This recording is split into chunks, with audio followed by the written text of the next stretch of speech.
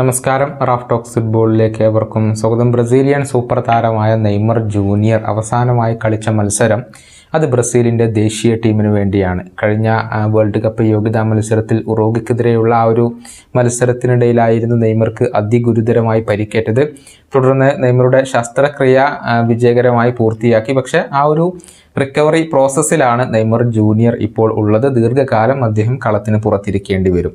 ആ റിക്കവറി പ്രോസസ്സുമായി ബന്ധപ്പെട്ട വീഡിയോകളൊക്കെ നെയ്മർ തൻ്റെ ഇൻസ്റ്റഗ്രാമിൽ പങ്കുവച്ചിരുന്നു.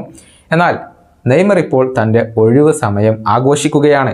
നെയ്മറുടെ നേതൃത്വത്തിലുള്ള ഒരു ആഡംബര കപ്പൽ കഴിഞ്ഞ ദിവസം യാത്ര ആരംഭിച്ചിരുന്നു.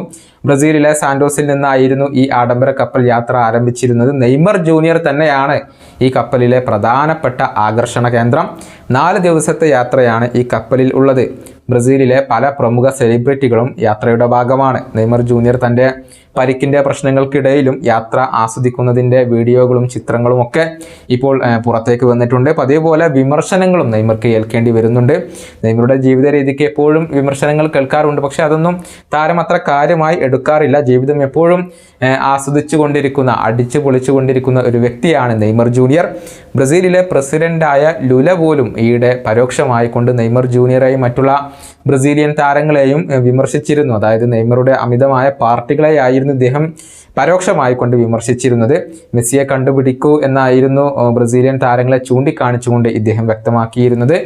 ഏതായാലും നെയ്മർ ജൂനിയർക്ക് ഈ അടുത്ത കാലത്തൊന്നും കളിക്കളത്തിലേക്ക് മടങ്ങിയെത്താൻ കഴിയില്ല. ഓഗസ്റ്റ് മാസത്തിലാണ് ഇനി നെയ്മർ മടങ്ങി വരിക എന്നാണ് പൊതുവിൽ പ്രതീക്ഷിക്കപ്പെടുന്നത്. അടുത്ത കോപ്പ അമേരിക്കയിൽ നെയ്മർ ഉണ്ടാവില്ല എന്നുള്ളത് സ്ഥിരീകരിക്കപ്പെട്ട കാര്യമാണ്. ഇതുവരെ തൻ്റെ കരിയറിൽ ഒരു കോപ്പ അമേരിക്ക കിരീടം പോലും നേടാൻ കഴിയാത്ത ഒരു താരം കൂടിയാണ് നെയ്മർ ജൂനിയർ. ഈ വീഡിയോയുടെ അവസാനിപ്പിക്കുന്നു. വീണ്ടും കാണാം.